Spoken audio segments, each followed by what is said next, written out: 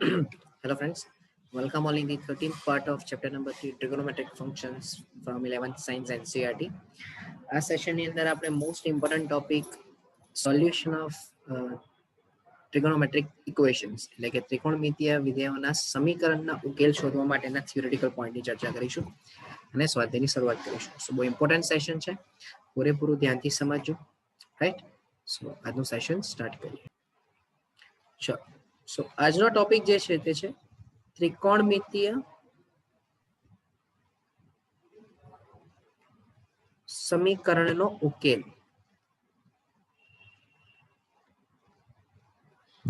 એટલે હવે શું હોય આમાં?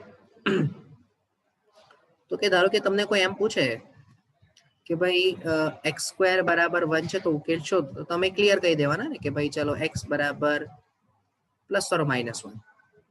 પણ આજ x સ્ક્વેર ને બદલે ધારો કે sin સ્ક્વેર થીટા પૂછે તો કોઈ એમ કહી દે કે ભાઈ sin સ્ક્વેર x બરાબર 1, તો જવાબ લાવો. તો તમે કહેશો કે ભાઈ sin x બરાબર પ્લસ ઓર માઇનસ 1. તો હવે x ની કઈ કિંમત મળી તમને? બરાબર, કોઈ કહે કે સર પ્લસ ઓર માઇનસ 1 એટલે તો x બરાબર π/2 આગળ મળે, કોઈ કહે કે સર 3π/2 આગળ મળે.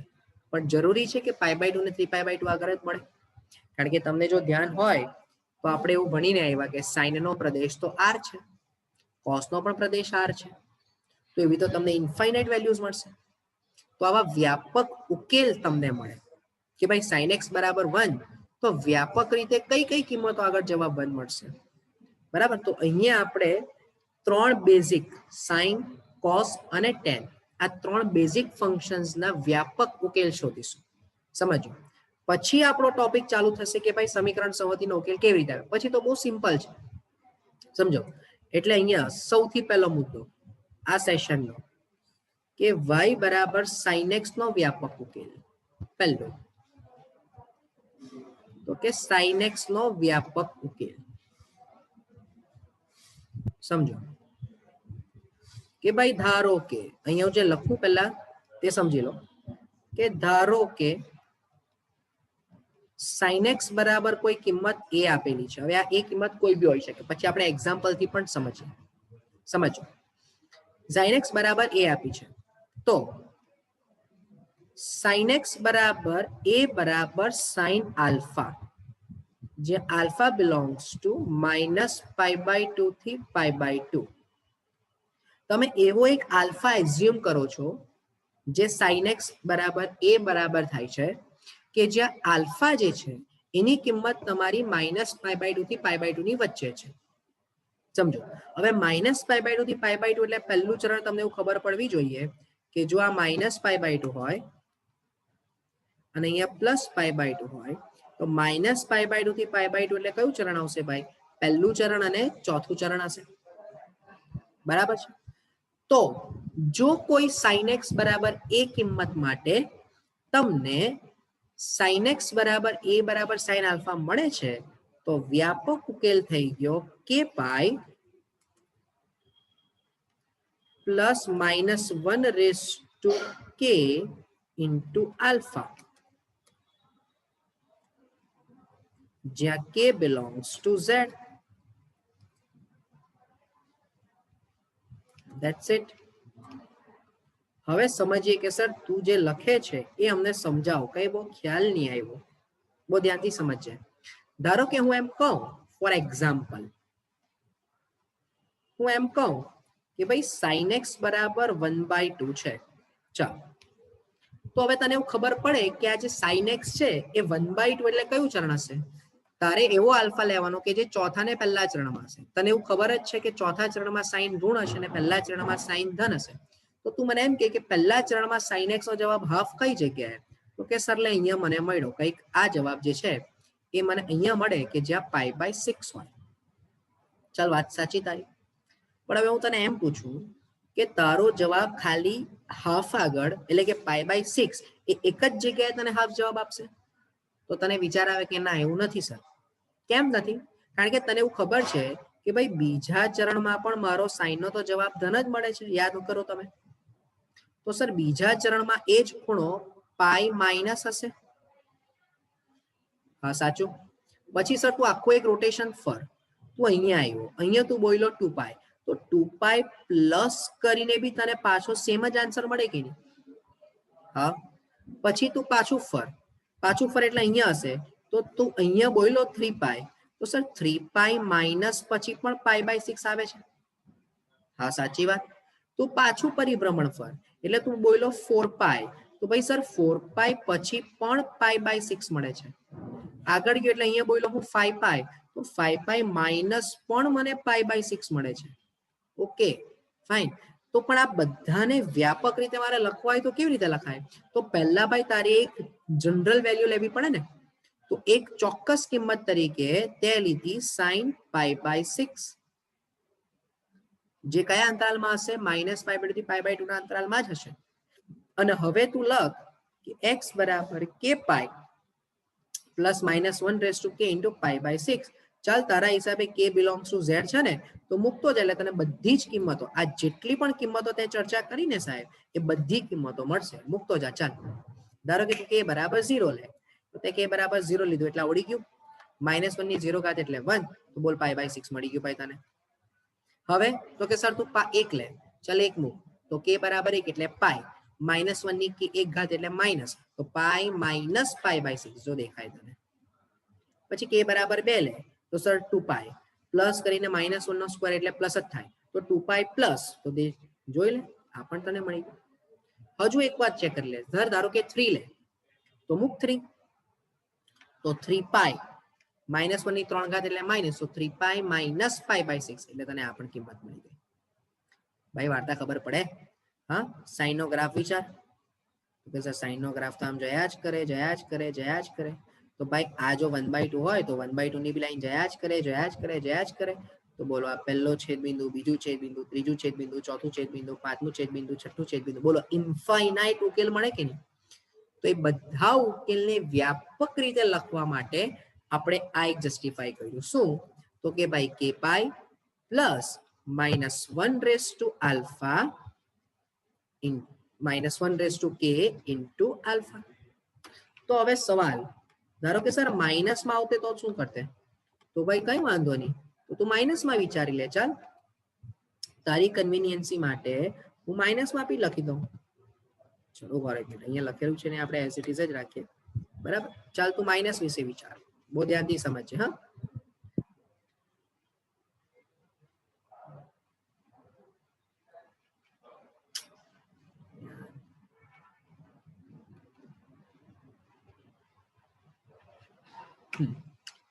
ધારો કે એક્ઝામ્પલ, સર sin x બરાબર -1/√2 લે. ચાલ ઓકે, તો હવે તું વિચાર કે તારો -1/√2 એક તો અહીંયા પણ મળે, ચોથું ચરણ મળે, અને સર ત્રીજા ચરણમાં બી મળે ને. હા, તો મેં ક્યાં ના પાડી, મળે જ. તો હું એમ કહું છું કે ભાઈ અહીંયા ધારો કે 0 હોય, તો તું 0 માંથી π/4 ને બાદ કર, તો તને મળી ગયું -π/4. હા, ચાલ આખું ફરીને તું અહીંયા આવ્યો એટલે π પર આવ્યો, તો તું π માં π પ્લસ π/4 કર. ઓકે, ચાલ હજુ ફરીને તું આવ્યો 2π પર, તો 2π માંથી -π/4 કર. હજુ તો અહીંયા તું બોલશે 3π, તો 3π માં પ્લસ π/4 કર. તો ભાઈ સર આ બધાને વ્યાપક રીતે લખવા માટે મેં સાઈન ની કિંમત -π/4 ધારી. કેમ? કારણ કે તે મને એવું કીધું કે મારો અંતરાલ -π/2 થી π/2 ની વચ્ચે જ હોવો જોઈએ. અને હવે મારે જો વ્યાપક રીતે લખવું હોય તો શું લખીશ? તો કે હું લખીશ kπ પ્લસ -1 k -π/4, જ્યાં k બિલોંગ્સ ટુ z. ચાલ તારા હિસાબે મૂકતો જા k ની કિંમત. ચાલ ઓકે સર, તો પહેલા હું k બરાબર 0 મૂકું. હા મૂક. ચાલ તો k બરાબર 0 એટલે આ તો ઉડી ગયું. -1 ની 0 ઘાત એટલે 1 ઇન્ટુ -π/4, તો જો દેખાય -π/4. ઓકે, ચાલ k બરાબર 1, તો સર અહીંયા 1, તો π -1 ની એક ઘાત એટલે -1, અને અહીંયા માઇનસ, તો માઇનસ પ્લસ π/4. ભાઈ કઈ ચાલે માણસ બુદ્ધિ? શું કહું છું તે? હને થોડું દિમાગને ખુલ્લું રાખજો. તો સર એ જ રીતે ધારો કે સાઇનોગ્રાફ તું વિચાર, તો સાઇનોગ્રાફ તો આ રીતે જયા જ કરે. તો ભાઈ નીચે y બરાબર -1/2 ની પણ લાઈન જયા જ કરે છે. જો આવા તો અસંખ્ય ઉકેલ તને મળતા જશે. તો જો આ સાઇન નો આટલો પ્યોર કન્સેપ્ટ તમારો ક્લિયર થયો હોય ને ભાઈ, તો હવે tan અને cos તો બહુ સરળ છે. તો પછી કોઈને એમ થાય કે સર તો પછી સેક કોસેક અને કોટને કેમ ના ઇન્સાફી, પણ ભાઈ તને જો સાઈન મળી જાય તો કોસેક તો આવવાનું જ છે. ધારો કે તને એમ કોઈ પૂછે કે તું કોસેક બરાબર 2 લે કોસેક x, તો તું આને sin x બરાબર હાફ નહીં લખી શકે? હા કે ના? શું કામ અલગ અલગ 6 ઇક્વેશન યાદ રાખવાના? બરાબર. તો બોલો હવે આ તમે ધ્યાનમાં રાખો સાઈન માટેનો વ્યાપક ઉકેલ. તો હવે એવો જ નંબર 2 આપણે જોઈએ કોસેક્સ માટેનો વ્યાપક ઉકેલ.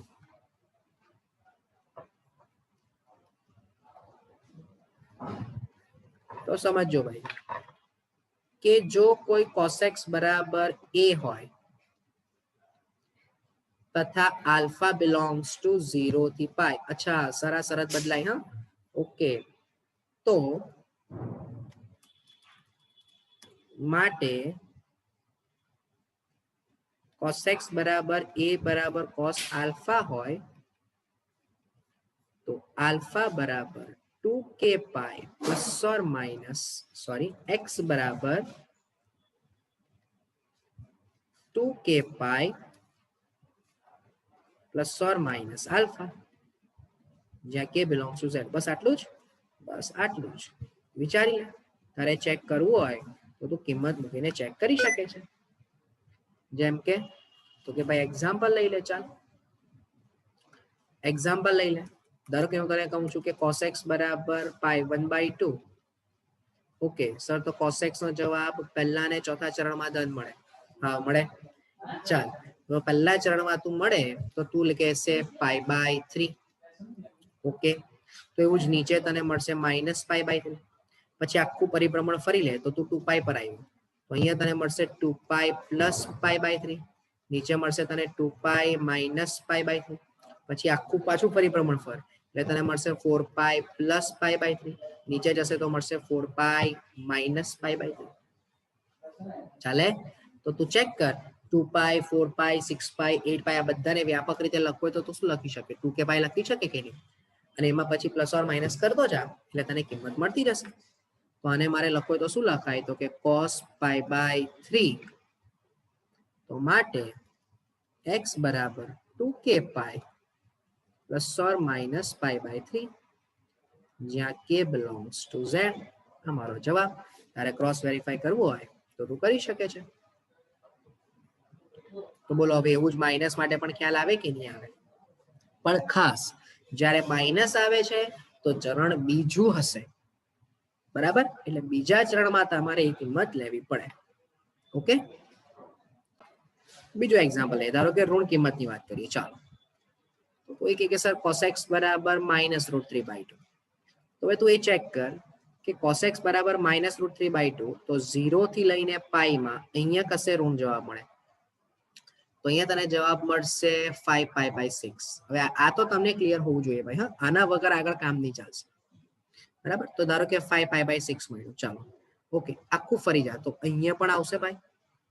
તો અહીંયા તારે 2π માંથી બાદ કરવું પડે ને.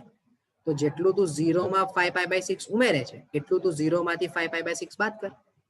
પછી આખો એક પરિભ્રમણ ફરતો અહીંયા તું મળશે 2π. તો 2π માં પાછું 5π/6 એડ કર. એટલે ધારો કે તને એવું ખબર પડે કે ભાઈ -√3/2 છે અને અહીંયા તું cos 5π/6 લખે છે.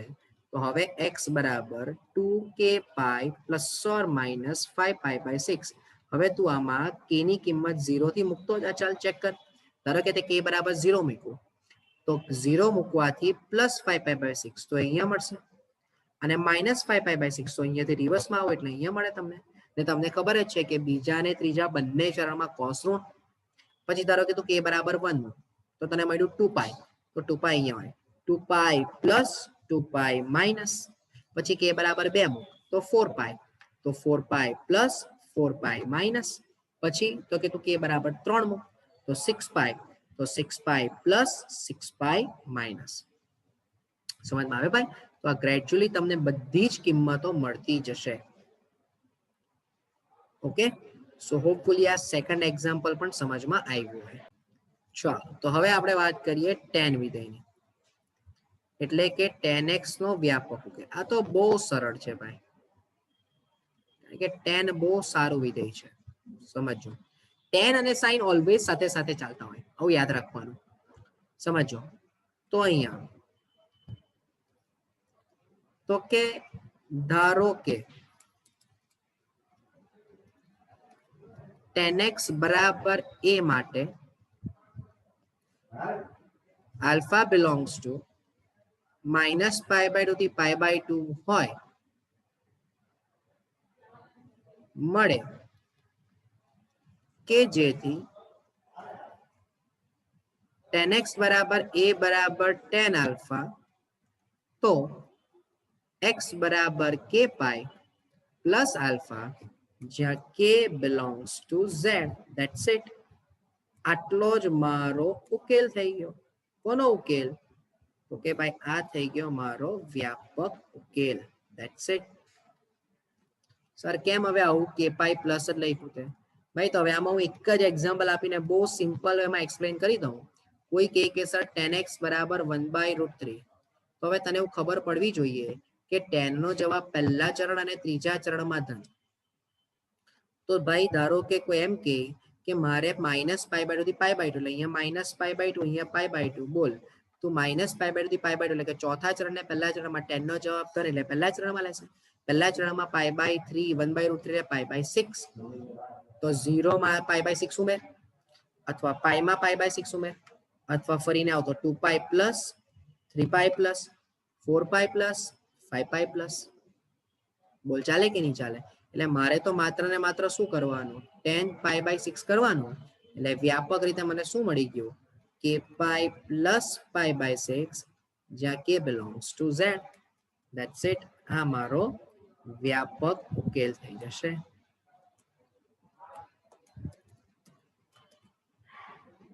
અને હવે તને ઈચ્છા થાય કે પ્રમાણે તું k ની કિંમત મૂકીને ચેક કરતો જા. k બરાબર 0 મૂક, k બરાબર 1 મૂક, k બરાબર 2 મૂક, તેમ તેમ તને બધા જ ઉકેલો મળતા જશે. ઓકે, તો બહુ સરળ. જો ભાઈ પહેલો દાખલો શું કહે છે? tan x બરાબર √3 કીધું. તમારે સમીકરણના મુખ્ય અને વ્યાપક ઉકેલ શોધવાના. બોલો મુખ્ય ઉકેલ એટલે જે આપણે અંતરાલ કીધો ને તે, એના પરથી વ્યાપક ઉકેલ. તો બોલો અહીં tan x બરાબર √3 હોય તો alpha belongs to -π/2 થી π/2 મળે કે જેથી બોલો શું કહેશો તમે ભાઈ કે tan x બરાબર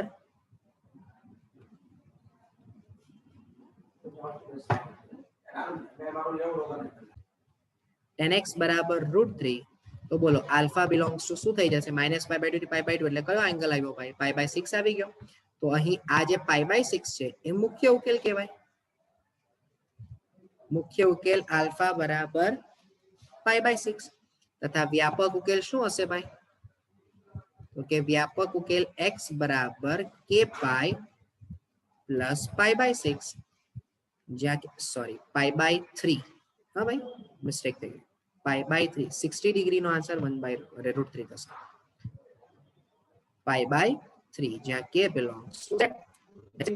હવે છે ને ધારો કે કોઈને એવો સવાલ થાય, આ તો એક વાત ખાલી કરી દઉં તમારી સાથે. કોઈને એવો સવાલ થાય કે સર તે આ અંતરાલ -π/2 થી π/2 નો જ કેમ ડિસાઈડ કર્યો? એનો જવાબ છે ને તમને 12મા ધોરણમાં હું આપીશ. 12મા ધોરણનું ચેપ્ટર નંબર 2 છે ત્રિકોણમિતિય પ્રતિવિધિ. એના સંદર્ભમાં આપણે અત્યારે આ -π/2 થી π/2 લીધું કારણ કે આ અંતરાલમાં તમારું વિધેય એકક અને વ્યાપ્ત છે. JEE ના સેક્શનમાં પણ મેં આ પોઈન્ટ એક વખત ઉચકેલો છે કે એકક અને વ્યાપ્ત વિધેય વિશે અત્યારે તમારે જાણવાની જરૂર નથી, પણ ખાલી યાદ એવું રાખવાનું કે આ અંતરાલમાં વિધેય એકક અને વ્યાપ્ત છે એટલે આપણે આ અંતરાલને ધ્યાનમાં લીધો છે. બાકી બીજું અત્યારે કોઈ તમારે વેલિડ રીઝન જાણવાની જરૂર નથી. બરાબર? ચાલો જો તો એવો જ નંબર 2 પણ તમને ખ્યાલ આવે. શું કહે છે બોલો? sec x બરાબર 2. હવે સવાલ એ ઉભો થાય કે સર sec x બરાબર 2 તો ખબર જ નથી, પણ ભાઈ તને cos x બરાબર 1/2 તો ખબર જ છે ને? બરાબર? તો આના માટે આલ્ફા belongs to 0 થી π મળે કે જેથી બોલો શું થશે ભાઈ? cos x બરાબર હાફ બરાબર બોલો હવે cos ની કિંમત 0 થી π માં ધન એટલે પહેલું ચરણ ને પહેલા ચરણમાં cos π/3 થઈ જશે. તો અહીં આલ્ફા બરાબર π/3 એ મુખ્ય ઉકેલ થયો. બરાબર છે? આલ્ફા બરાબર π/3 મુખ્ય ઉકેલ તથા વ્યાપક ઉકેલ શું થઈ જશે ભાઈ? કે વ્યાપક ઉકેલ x બરાબર 2k pi plus or minus pi by 3 જ્યાં k belongs to z. આ તમારો વ્યાપક ઉકેલ મળશે. નેક્સ્ટ cot x બરાબર -√3 છે ભાઈ, જોજો. પણ હવે આપણી પાસે cot x ની તો કોઈ વ્યાપક ઉકેલ છે જ નહીં, તો tan x કરી દો ભાઈ, તો -1/√3 માટે આલ્ફા બિલોંગ્સ ટુ -π/2 થી π/2 મળે કે જેથી બોલો tan x બરાબર -1/√3 બરાબર બોલો -π/6 જ્યાં આલ્ફા બરાબર -π/6 એનો મુખ્ય ઉકેલ થયો ભાઈ. અને તથા વ્યાપક ઉકેલ બોલો આલ્ફા બરાબર x બરાબર કયો, તો કે k પાઈ પ્લસ -π/6 જ્યાં k belongs to z. એટલે તમારે હજુ થોડું વ્યવસ્થિત લખવું હોય તો તમે k પાઈ -π/6 જ્યાં k belongs to z લખી શકો છો. ક્રોસ વેરીફાઈ કરવું હોય તો k ની કિંમતો બદલતા ચેક કરી લેવું. અને એવું જ નંબર 4 માં શું છે, cosec x બરાબર -2. તો નંબર 4 cosec x બરાબર -2, તો બોલો sin x બરાબર શું થશે, -½ માટે આલ્ફા બિલોંગ્સ ટુ -π/2 થી π/2 મળે કે જેથી sin x બરાબર -½ બરાબર sin -π/6 જે આલ્ફા બરાબર -π/6 એ કેવો ઉકેલ થયો ભાઈ, મુખ્ય ઉકેલ થાય. તો માટે વ્યાપક ઉકેલ શું થઈ જશે ભાઈ, તો કે આલ્ફા બરાબર k pi plus -1 k into 6 જ્યાં k belongs to z. તો માટે આલ્ફા બરાબર k પાઈ -1 k into π/6 જ્યાં k belongs to z. That's it. આ તમારો આન્સર થઈ જશે. ઓકે, સો આટલા સેશનમાં આટલું રાખીએ. ફર્ધર જે છે આ સ્વાધ્યાયમાં જેમાં મેઇન જે પોઈન્ટ છે, આ તો હજુ આપણું વ્યાપક ઉકેલનો સવાલ હતો, મેઇન જે સમીકરણનો ઉકેલ જે છે એ આના પછી સ્ટાર્ટ થશે. તો એ નેક્સ્ટ સેશનમાં કન્ટિન્યુ કરીશું. Okay, so thank you from my side.